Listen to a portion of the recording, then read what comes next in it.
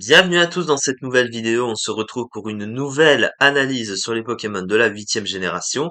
Et pour cette vidéo, on en est à Pachiraja, l'éléphant d'acier globalement, qui est un Pokémon que beaucoup de gens trouvent moche, mais moi personnellement c'est un Pokémon que j'ai toujours adoré depuis que je l'ai vu. Je trouve la prévolution donc Charibari très mignonne. Et je trouve que l'éléphant est stylé, hein. C'est un mélange que j'aime bien, c'est un style de Pokémon que j'aime bien.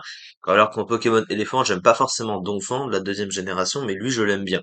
Alors pas que parce qu'il est de type acier, évidemment, mais je sais pas, je lui ai toujours trouvé un bon côté. Par contre, je suis un peu moins fan de la forme Gigamax que je trouve plus moche par contre, mais la forme de base, je l'aime bien, donc voilà, c'est un goût personnel encore une fois. Alors, qu'est-ce que ça donne du coup en stratégie, évidemment? Déjà, le type, il a un type acier pur, donc le type acier défensivement, c'est évidemment le meilleur type du jeu. Donc, ça apporte évidemment beaucoup de résistance, hein. On en a 10 et bien sûr l'immunité au type poison.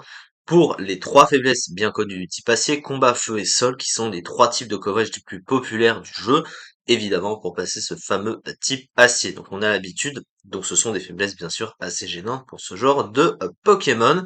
Et ensuite, offensivement, par contre, bah, le type acier est pas connu pour être un bon type offensif, hein. C'est un bon type défensif, mais pas offensif.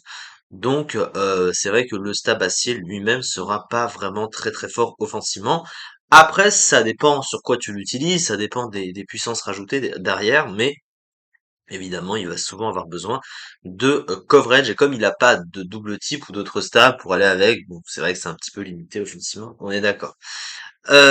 Ensuite, au niveau des talents, alors le premier c'est Heavy Metal qui va doubler le poids du Pokémon, qui peut permettre d'être utilisable sur tacle lourd notamment, mais c'est un petit peu restreint quand même. Par contre, son autre talent est bien meilleur puisque c'est Sheer Force ou Sans Limite en français, qui booste de 30% les attaques à effet secondaire du Pokémon, mais en échange, ça va retirer l'effet secondaire de ses attaques, et il a un move pool qui est globalement adapté à ce talent, donc évidemment c'est pratique. Ensuite, au niveau de ses statistiques, qu'est-ce qu'il a dans l'ensemble? Alors, on voit qu'il a une bonne force de frappe, hein, il a 130 d'attaque, donc c'est comparable à des Pokémon comme Mamochon ou Karchakrok, donc c'est évidemment fort. À côté, il a une bonne base PV de 122, mais le problème c'est qu'il a des défenses qui sont assez faibles, hein, seulement 69 dans les défenses, et que ça rend le bulk un petit peu moyen quand même quand tu as de mauvaises défenses à côté d'une bonne base PV, ce qui est un petit peu trompeur.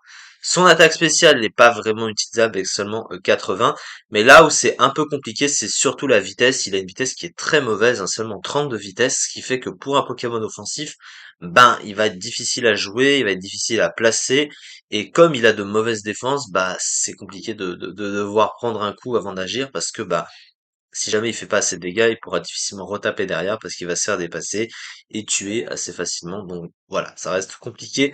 Donc à part éventuellement en distorsion, il va avoir du mal à être vraiment très efficace. Donc du coup ça, c'est un peu dommage pour un Pokémon offensif. Après, évidemment, il a de bonnes choses. Déjà sur le plan du move pool, il a un move pool offensif qui est large pour le coup. Il a beaucoup de moves offensifs, hein, à rallonge, hein, clairement. Il a des moves qui profitent bien sûr de Sans Limite. Il a notamment Tête de Fer Stabé qui profite de Sans Limite, même si du coup ça ne flinche pas la cible. Il a aussi plein d'autres moves. Il a notamment Câlinerie, il a Méga Fouet, Éboulement, Surpuissance, bien sûr aussi, Lame de Roc, Séisme, Cavalerie Lourde, Tacle Feu aussi, il a Body Press. Enfin, Body Press, c'est pas forcément utilisable pour lui, vu qu'il a il a de mauvaises défenses, mais il a quand même plein de choses offensivement et quelques moves qui profitent du coup de son talent, donc c'est plutôt pas mal à ce niveau-là. Par contre, son pool de soutien, il est quand même pas ouf, hein, globalement. Il a quelques petits moves, mais c'est vraiment pas beaucoup. Il a les pièges de rock, il a provoque, il a pas de bon move de boost. Ce qu'on peut regretter quand même, hein, pour un Pokémon qui a de mauvaises défenses et qui est très très lent. Donc il peut pas vraiment booster ses dégâts et pallier un petit peu à sa lenteur. Il peut pas non plus bien se soigner parce qu'il n'a pas de bon de soin non plus, hein, il a que repos. Donc il manque quand même d'options à ce niveau-là, mais il a quand même un bon full offensif, donc il est un petit peu large en termes de couverture offensive, donc il peut faire le taf quand même. Sa fiche Stratégique. Alors, d'excellentes statistiques en PV et en attaque, un talent sans limite très intéressant offensivement, un type acier pur bon défensivement, un move pool diversifié lui octroyant de très bonnes options offensives, une vitesse le rendant redoutable sous distorsion. Vous voyez qu'il parle de la distorsion comme je l'ai cité.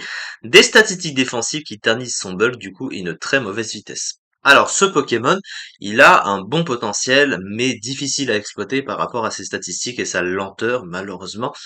Toutefois, il n'est pas non plus si mauvais que ça. Alors il est Neverius bien sûr, 12e du Neverius, faut-il le préciser, il a plus de 16% des usages en Neverius, donc il est top tier Neverius, mais il est très bas, il est quand même assez bas dans les tiers, donc il n'est pas non plus si ouf que ça. Mais globalement, c'est un Pokémon que j'aime bien, et quand même, il a un bon team, donc c'est pas non plus négatif.